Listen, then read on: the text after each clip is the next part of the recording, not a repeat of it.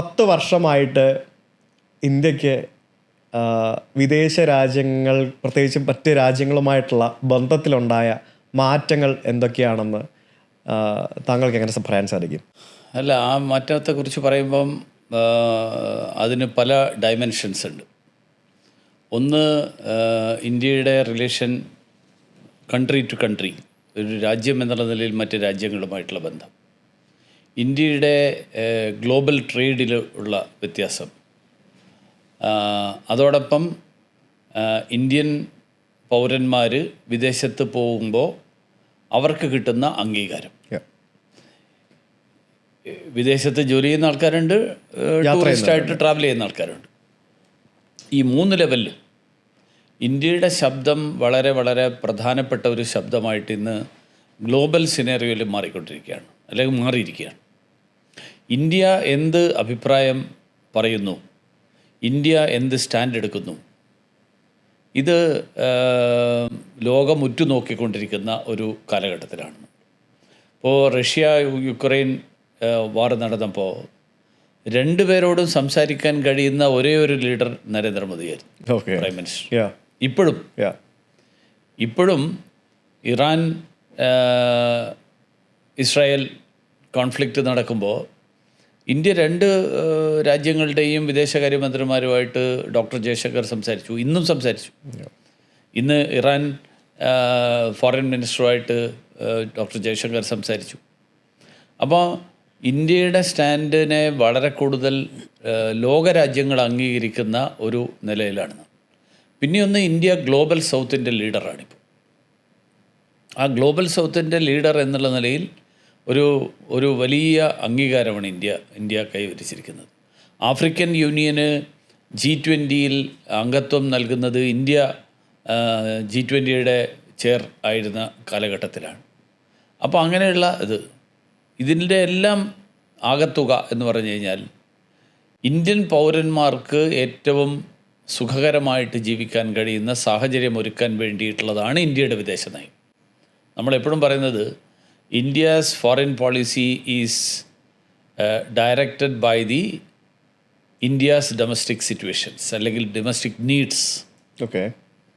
അതുകൊണ്ടാണ് നമുക്ക് എണ്ണ ഇറക്കുമതി ചെയ്യേണ്ടി വരുമ്പോൾ ഡോക്ടർ ജയശങ്കർ പറഞ്ഞത്, we don't import Russian oil, we import oil where it is available ചീപ്പ്.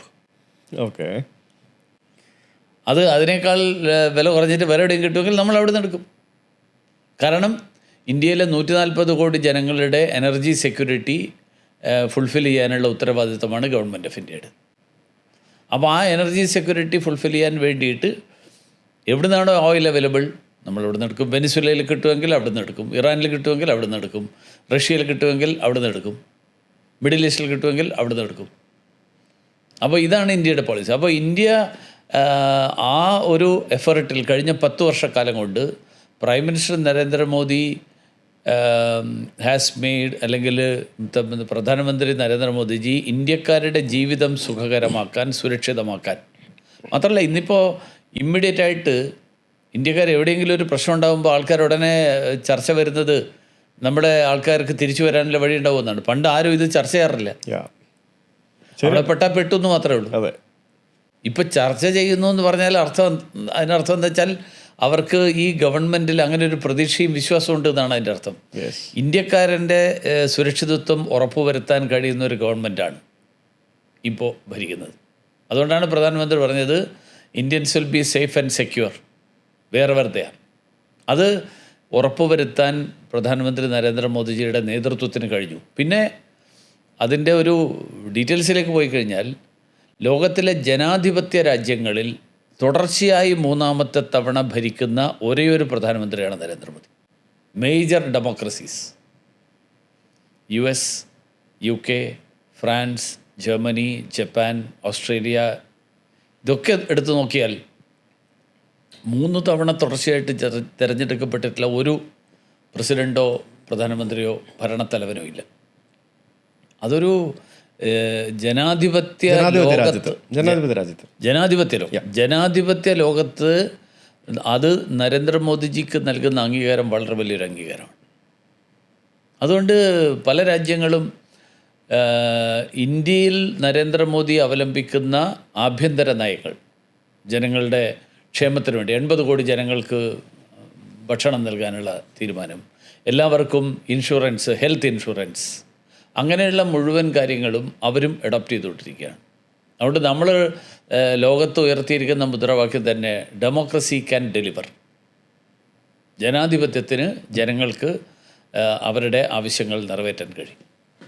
ശരിക്കും ലോകത്തിലെ ഏറ്റവും ജനസംഖ്യ ഉള്ള ഒരു രാജ്യം എന്നുള്ള രീതിയിൽ പ്രത്യേകിച്ച് ഈ വിദേശകാര്യം കൈകാര്യം ചെയ്യുന്ന സമയത്ത് ഭയങ്കര വെല്ലുവിളികളാണ്.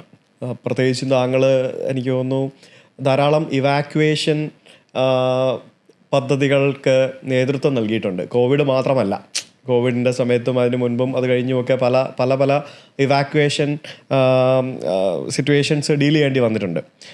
അത് എത്രത്തോളം ചലഞ്ചിങ് ആയിരുന്നു?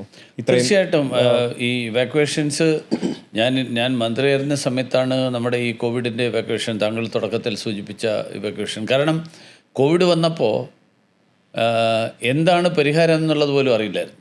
കാരണം ഇന്ത്യക്ക് നമുക്ക് PPE കിറ്റില്ലായിരുന്നു, നമുക്ക് ഇങ്ങനെയുള്ള വാക്സിൻ ഇല്ലായിരുന്നു, ഒന്നുമില്ലായിരുന്നു. അപ്പോൾ അവിടെ നിന്ന് വിദേശത്തുള്ള ആളുകളെ ഇവാക്യുവേറ്റ് ചെയ്യാൻ കഴിയുമോ എന്നുള്ളത് തന്നെ ഉറപ്പില്ലായിരുന്നു.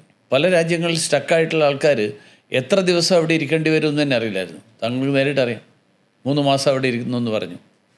കാരണം ഒരു തരത്തിലുള്ള എയർ ട്രാഫിക് ഇതും ഇല്ലാതിരുന്ന കാലഘട്ടത്തിൽ എല്ലാ രാജ്യങ്ങളിലെയും ഈവൻ ചെറിയ ചെറിയ നമ്പറിലുള്ള ആൾക്കാരുൾപ്പെടെ അവരെ ഐഡൻറ്റിഫൈ ചെയ്ത്, നമ്മുടെ ചില സ്ഥലങ്ങളിൽ ഒരു വിമാനത്തിലുള്ള ആളില്ല, അപ്പോൾ നമ്മൾ കണക്റ്റിംഗ് ഫ്ലൈറ്റ് വെച്ചിട്ടൊക്കെയാണ് ആ ആളുകളെ മുഴുവൻ ഇവാക്യുവേറ്റ് ചെയ്തത്. പക്ഷേ അതിൽ ഞാൻ അതെല്ലാം കമ്പയർ ചെയ്യുമ്പോൾ ഏറ്റവും ചാലഞ്ചിങ് ആയിട്ട് 2 എണ്ണം. ഒന്ന് യുക്രൈൻ വാറിൻ്റെ സമയത്തുള്ള ഇവാക്യുവേഷൻ. അതല്ല ഇന്ത്യ ചെയ്ത ഏറ്റവും വലിയ ഇവാക്യുവേഷൻ യുക്രൈൻ വാറിൻ്റെ സമയത്ത്. വലുത് എന്ന് പറഞ്ഞു കഴിഞ്ഞാൽ ഒരു പക്ഷേ അതിനേക്കാൾ വലുതുണ്ട്. ഇപ്പോൾ ഉദാഹരണത്തിന് ഈ കോവിഡിൻ്റെ സമയത്ത് നടത്തിയതും വളരെ വലുതാണല്ലോ, അത് ലാക്സ് ആണ് വന്നത്. പക്ഷേ ഒരു കോൺഫ്ലിക്റ്റ് സിറ്റുവേഷനിലുള്ള ഇവാക്യുവേഷനിൽ യുക്രൈനാണ് ഏറ്റവും വലുത്.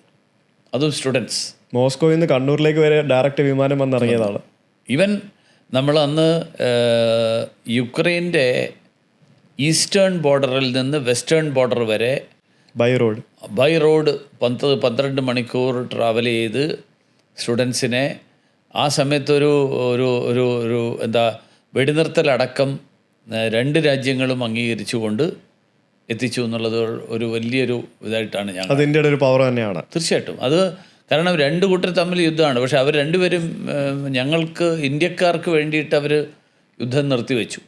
അത് പ്രധാനമന്ത്രിയുടെ ഒരു വലിയൊരു എഫർട്ടിൻ്റെ ഭാഗമായിട്ടാണ്. ഇതേപോലെയാണ് സുഡാനിലെ ഇവാക്യുവേഷൻ. സുഡാനിലെ ഇവാക്യുവേഷൻ സമയത്ത് സുഡാനിലും പിന്നെ ഖാർത്തൂമിൽ മാത്രമല്ല, ചെറിയ ചെറിയ സ്ഥലങ്ങളിലൊക്കെ സ്ട്രാൻഡഡ് ആയിട്ടുള്ള ഇന്ത്യക്കാരുണ്ടായിരുന്നു. പിന്നെ ഉപയോഗിക്കാത്ത എയർ സ്ട്രിപ്പുകൾ, ആ എയർ സ്ട്രിപ്പുകളിൽ നൈറ്റ് ലാൻഡിംഗ് ഫെസിലിറ്റി ഇല്ലാത്ത സ്ഥലത്ത് എയർ ഇന്ത്യയുടെ പൈലറ്റ്സ് ഇന്ത്യയുടെ പ്ലെയിൻസ്, ട്രാൻസ്പോർട്ട് പ്ലെയിൻസ് ഇറക്കി അവിടുന്ന് ആളെ പിക്കപ്പ് ചെയ്ത് തിരിച്ച് ഖാർത്തൂമിലോ അല്ലെങ്കിൽ ജിദ്ദയിലോ എത്തിച്ചിട്ട് രക്ഷപ്പെടുത്തിയത്. അതൊരു വലിയ എന്ന് പറഞ്ഞാൽ ഇന്ത്യൻ എയർഫോഴ്സിൻ്റെ ഈ ഒരു കഴിവുണ്ട്, അത് നമുക്ക് പിന്നെ ഇമാജിൻ ചെയ്യാൻ കഴിയാത്ത ഒരു കാര്യമാണ്. അതൊരു ഞാൻ നേരിട്ട് സുഡാനിലെ ഇവാക്യുവേഷൻ ജിദ്ദയിൽ ഞാൻ നേരിട്ട് പ്രധാനമന്ത്രിയുടെ നിർദ്ദേശപ്രകാരം ഏതാണ്ട് ഒരാഴ്ചക്കാലം ഞാൻ ജിദ്ദയിൽ അവിടെ തന്നെ താമസിച്ചുകൊണ്ട് ഈ ഇവാക്യുവേഷൻ്റെ കോർഡിനേഷന് വേണ്ടിയിട്ട് ഞാനിടായിരുന്നു. അപ്പോൾ ഒരു ഫ്ലൈറ്റ് വന്നിറങ്ങിയപ്പോൾ അവർ സുഡാനിൽ നിന്ന് ടേക്ക് ഓഫ് ചെയ്തത് ഒരു ഫെസിലിറ്റിയും ഇല്ലാത്ത, നൈറ്റ് ലാൻഡിംഗ് ഫെസിലിറ്റി ഇല്ലാത്ത രാത്രി അങ്ങനെയുള്ള ഒരു എയർ സ്ട്രിപ്പിൽ നിന്ന് രാത്രി അവർ ടേക്ക് ഓഫ് ചെയ്തു. ഇന്ത്യ മാത്രമല്ല, ജിദ്ദ എയർപോർട്ടിൽ ജിദ്ദയുടെ എയർ ഫോഴ്സിൻ്റെ ബേസിലാണ് നമുക്ക് കംപ്ലീറ്റ് അറേഞ്ച്മെൻറ്റ് ചെയ്തത്. അവിടുത്തെ ഗവൺമെൻറ്, അവിടുത്തെ റൂളേഴ്സ്, സൗദി അറേബ്യ അത്രയും നല്ല കോപ്പറേഷനാണ് നമുക്ക് തന്നത്. എന്ന് പറഞ്ഞാൽ ഒരു തരത്തിലുള്ള ബുദ്ധിമുട്ടില്ല. അതായത് നമുക്ക് നമ്മുടെ സ്വന്തം എയർപോർട്ടിൽ നിൽക്കുന്നത് പോലെ സൗദിയുടെ എയർ ബേസിൽ, സിവിലിയൻ എയർപോർട്ടല്ല, അവരുടെ എയർഫോഴ്സിൻ്റെ എയർ ബേസിൽ, ആ എയർ ബേസിൽ നമുക്ക് എല്ലാ ഫെസിലിറ്റീസും തന്നുകൊണ്ടാണ് നമ്മുടെ ഈ ഇവാക്യുവേഷൻ്റെ മുഴുവൻ